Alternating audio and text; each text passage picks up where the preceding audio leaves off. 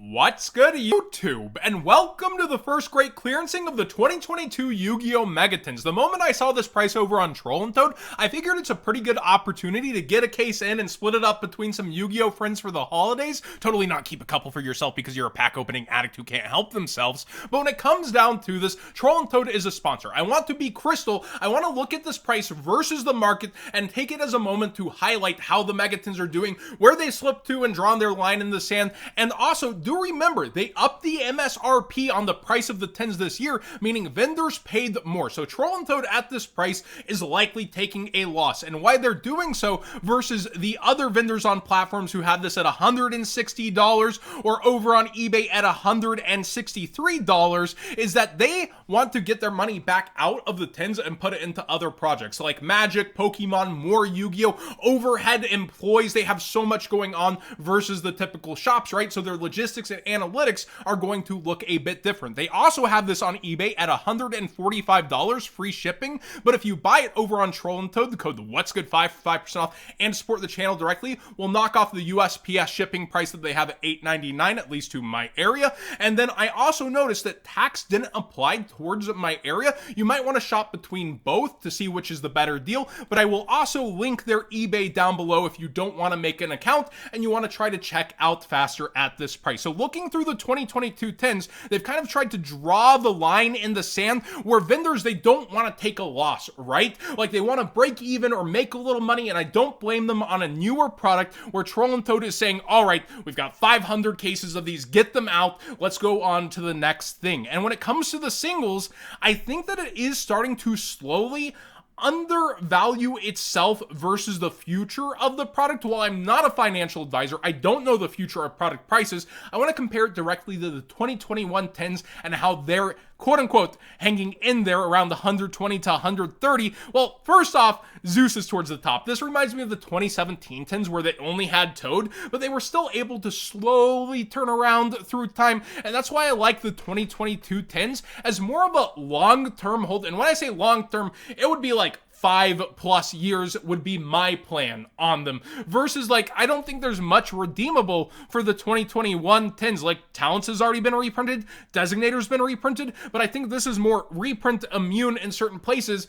For example, Lightning Storm and Ash Blossom have already been reprinted, where Ash has a structure deck common now. Lightning Storm has an Ultra over in Mavens, and respectively, these would be the third and fourth most expensive cards over in the 2021 tens.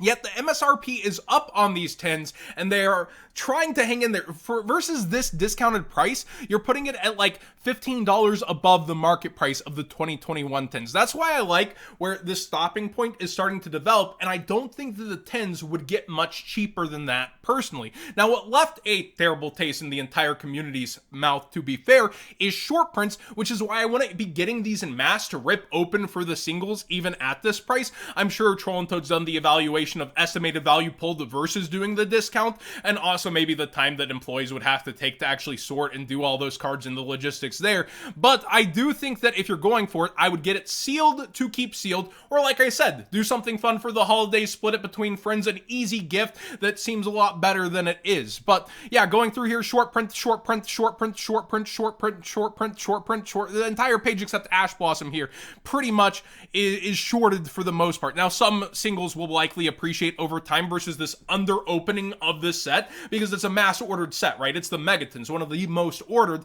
but Megatons still tend to go up and dry up over time. You have the Prismatic Secret Ghost Girls, which look very nice and are likely to age well, right? And you also have things that will interact with the metagame and do well over time.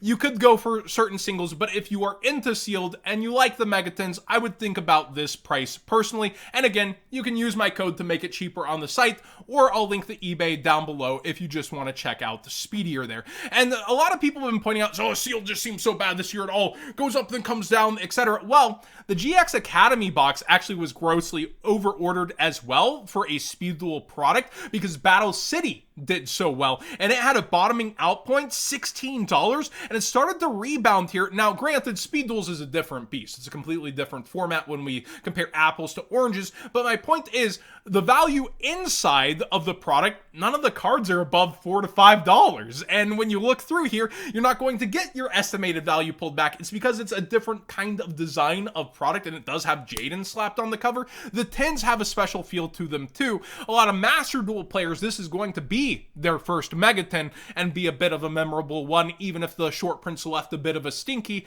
and that's why I do like it super long term. I don't think you'll get too many opportunities to get it really at this cheaper, but that's just my opinion.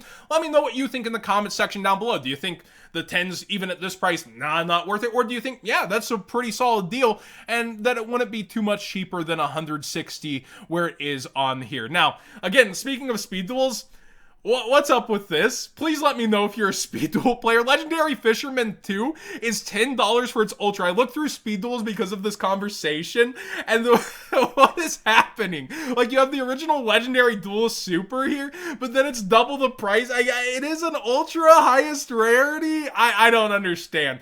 Please clue me in the comment section down below.